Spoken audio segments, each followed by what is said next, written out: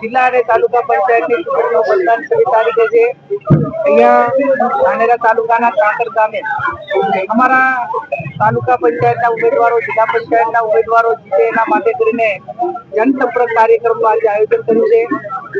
ભારતીય જનતા પાર્ટીના હોદ્દેદારો હોય, એમનું વહીવટી તંત્ર હોય તો ક્યાંક ને ક્યાંક કોંગ્રેસના ઉમેદવારોને અને કાર્યકરોને ધમકી આપવા માટેનું કામ કરે.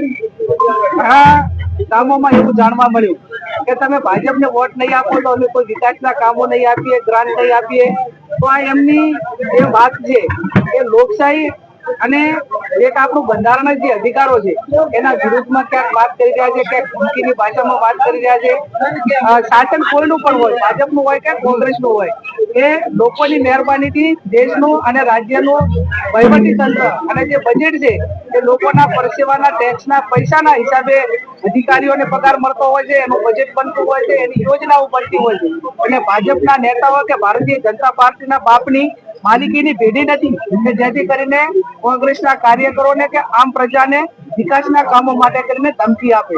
વાત રહી પોલીસ તંત્રની, તો સમગ્ર દેશની અંદર કે રાજ્યની અંદર ઉમેદવારી ફોર્મ પાછા ખેંચાવવા માટે પોલીસને કામે લગાડી અને પોલીસ એ ગામો ગામ થઈને એવી ધમકી આપે કે અમે તમને ઉપાડી દઈશું, કેસો કરીશું. તો પોલીસનું કામ એ કાયદો ને વ્યવસ્થા જાળવવાનું છે, જે બદલીઓ હોય એને રોકવાનું છે.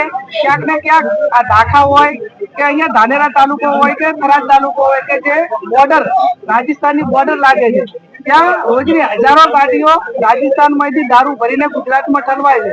એને પકડવા માટેનો પોલીસને ટાઈમ નથી.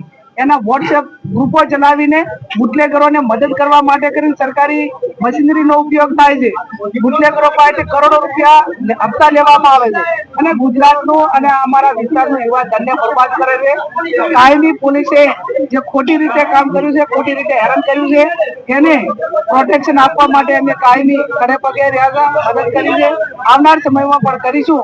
પણ એટલું ચોક્કસથી કહીશ કે તમારી જે વર્ધી છે, તમને જે પગાર છે એ પ્રજાના ટેક્સના પૈસાથી મળે છે, નથી ભાજપની મહેરબાનીથી મળતા.